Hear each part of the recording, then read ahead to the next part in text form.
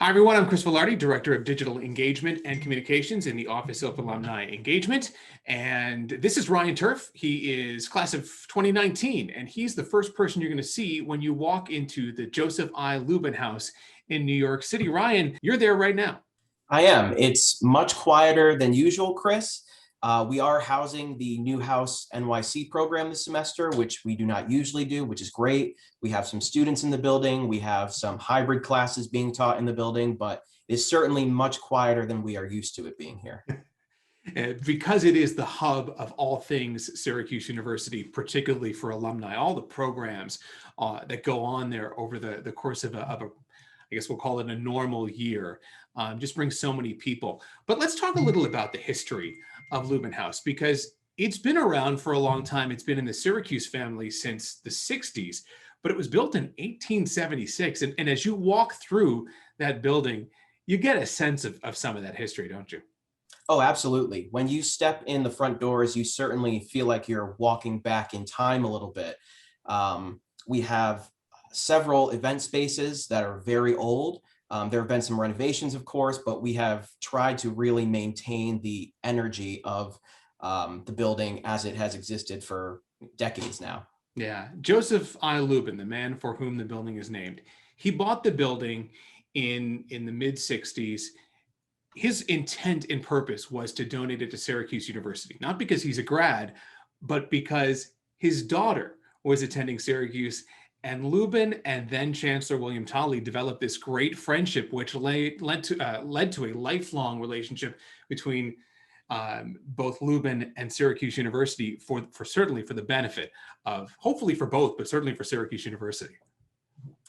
Yeah, absolutely. Mr. Lubin's presence is still felt in the building. We have a giant picture of him right in the lobby, and his generosity towards the university is still very much appreciated. We use this building quite frequently. We have a lot of local alums who love coming here, who come here every chance they get. So we are certainly very grateful for his generosity and support of the university. Now, we want to show you a short video that the university archivist Meg Mason put together that really kind of dives into some of the little items that talk about the history of Lubin House. And there's some really cool pieces in this. So I'm going to do what we do here, share the screen, and we're going to watch this video, which just has some pretty cool Syracuse University and Joseph Lubin House history. Hi, I'm Meg Mason. I'm the University Archivist here at the Special Collections Research Center at Syracuse University Libraries. I'm here to show you some materials that we have about Lubin House in the university archives. The first item I want to show you is actually not part of Lubin House. I was curious to know what alumni in New York City did to get together before Lubin House, and I found this wonderful program from 1906. And it's the 15th annual reunion and dinner for the New York alumni of Syracuse University. And it has this wonderful graphic. It's orange and a Syracuse flag. And they held this event at Hotel Astor. And I thought it was really interesting because I did find out that Joseph Lubin, who provided the funds for Lubin House, not only worked at Hotel Astor as a page when he was a teenager, but also he ended up owning the hotel itself later on. My favorite part is the menu, and it always is with these old programs. And it has wonderful things like consommé, Metternich, and sweetbreads a la Newburgh, as well as cigarettes at the end of dinner. So I want to start for Lubin House with the official press release from Syracuse University, in which the university announces that it has purchased a property at 11 East 61st Street, using funds provided by Joseph Lubin. The press release says Syracuse University has purchased the property at 11 East 61st Street, New York City, for its metropolitan headquarters. It was announced today by Chancellor William P. Tolley. The 7-story brick and tile structure was formerly occupied by the 29 Club, a private businessmen's club.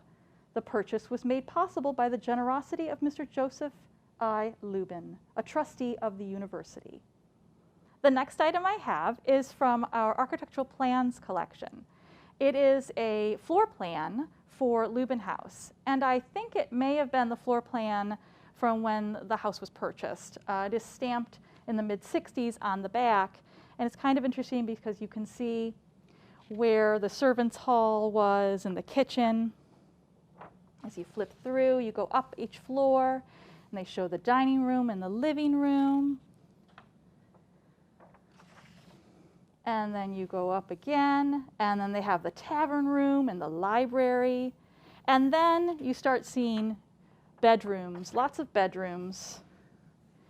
And you get towards the top, and there is a master bedroom that has 2 bedrooms, very fancy. So you can't talk about Lubin House without talking about Joseph Lubin, of course. And one of the most remarkable things is what a close relationship he had with Chancellor William Tolley. It sounds like they met when Lubin brought his daughter to tour Syracuse University, and she ended up attending Syracuse University. And we have here a couple of items relating to their relationship. I've got a photo here of the 2 of them together. I think this is shortly after Lubin House was purchased, and it may have been at the first Board of Trustees meeting at Lubin House. And then also I have correspondence from the Chancellor William Tolley records. There's extensive exchange of letters between the 2 of them.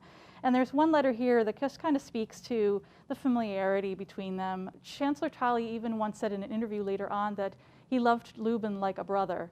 So they clearly had a wonderful relationship. And in the letter, Joseph Lubin writes, "Dear Bill, I appreciate your thoughtfulness in sending birthday greetings, 68. I feel much better and expect to circulate within a week or 2. Let me know when you will be in New York. Perhaps we can have lunch together. Kindest personal regards, Joe." And this is from 1967. I have here a selection of images from the photograph collection in the university archives. And they show the different kinds of events that have happened at Lubin House over the decades. I have here a photograph of a jazz band playing in 1977. Also from the mid-1970s, we have a photograph of part of the audience at some kind of drama-related event. I don't know exactly what was going on, but we do have one of our most noted alumni seated here and laughing very hard, and that's Peter Falk. He looks very classy, holding his drink and his cigarette in both in one hand, very Hollywood. We also have images of speakers coming to Lubin House and speaking to students and parents, as well as art shows, art openings. And then lastly, we have a photo, one of a series that we have of a decorator show that maybe happened in the 1980s. I don't have a date on it, but it's kind of fun to see how decorators came in and decorated the various rooms at Lubin House, and this one's one of my favorite because it has a very fancy bed. Well, this concludes our little tour. I find it interesting that just by focusing on one topic, Lubin House, you get a real sense for the different kinds of materials that are in the university archives. Photographs, correspondence, architectural plans, and printed materials. I think that's kind of fun, but I am the university archivist. I hope you enjoyed this little show and tell. Thank you. And thanks to Meg Mason for that. And it is fun. It is fun to take a look at some of those old pictures and to see some of the types of programs that have been held over the years and to see some of the rooms.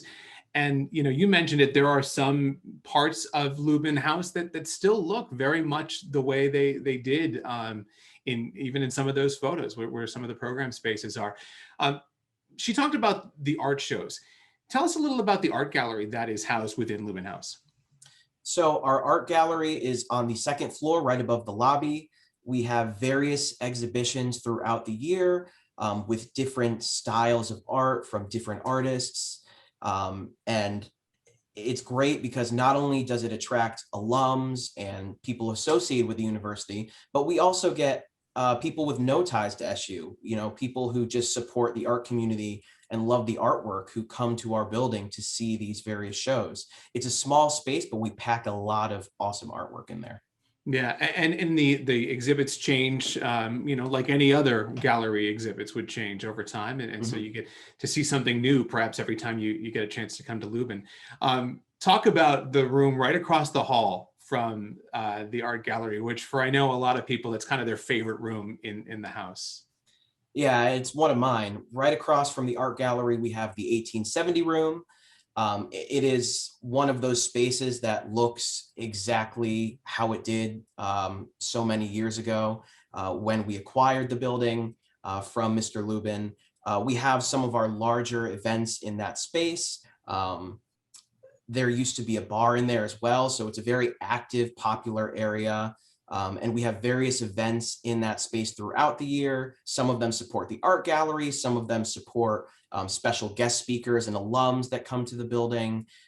We often have catered events with, for example, a Taste of Syracuse, which is when we have catering from places like Dinosaur Barbecue, locations that are very popular, not just here in New York City, but in Syracuse, New York as well.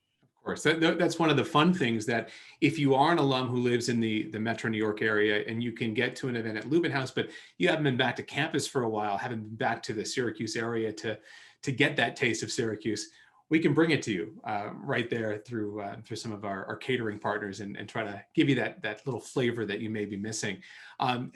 Meg mentioned the bedrooms; they still exist. There's lodging available for Syracuse staff when they come to the city, for the chancellor and Dr. Chen when they're in town as well, and those things kind of make the house even more special. You get a chance to really stay right there. Yeah, it's very cozy. It is. You know, we get to interact with staff and faculty whenever they come to the city to visit, to do business, to promote the university. And so it is really cool to, you know, spend some time with them, you know, when they're in between meetings, or, you know, when they're about to go out for the day. We're, you know, a 60-second walk away from Central Park. So there's just so much to do within the area around the building. And it's really awesome to talk to staff and faculty about what they're doing in the city, the experiences they're having in the city, the shows they're seeing, the sports games they're going to. And Lubin House is a space where you really get to interact with those staff and faculty one-to-one. There's something special. You know, I know, having lived in Connecticut before, coming back to Syracuse, you know, when I was in the city and I got a chance to just kind of walk on East 61st Street past the building, you just kind of feel like, all right, that's where my people are, right? Like there's just that connection that's nice to have right in the heart of Manhattan. Exactly. And that's, you know, that's the real special thing about Lubin House, right? Is it provides you with that connection between New York City and Connecticut and New Jersey, where we have a lot of alums and a lot of prospective students. And it provides all of those people with that connection to Syracuse University and main campus. We mentioned that you will probably be the first face that people see when they walk into Lubin, but if you've been to Lubin House over the last couple of decades, there's no doubt you've also seen and dealt with Patty Dombrowski. And we would be remiss without talking a little about her, because she is winding down her time at Lubin House and with Syracuse University. What has she meant to all of Lubin House? Well, she's our leader. You know, she is the heart and soul of the building. She's from the Syracuse area. She is an SU alum, so she has been tied to the university forever. And she's just, you know, everything you could ask for in a boss and a friend. She is, you know, one of the first people to greet you when you come into the building. She's usually talking to me at the front desk. She knows everything about this building. She knows everything about the city. She's out and about all the time. And the feeling is definitely bittersweet. We are all very sad that she is leaving, but very happy that she is retiring and, you know, gets to ride off into the sunset. Yeah, without a doubt, she's been such a part of Syracuse University and so much of Syracuse University's presence in New York City. So we wish her the very best and an enjoyable retirement. We look forward to seeing you, Ryan, in person again pretty soon, getting down to Lubin and hosting some alumni events there and making that as vibrant as we know it can be. I know it's been a difficult year plus for so many reasons, for so many people, but we're missing Lubin House, we're missing New York City, and look forward to getting back and saying hello in person again.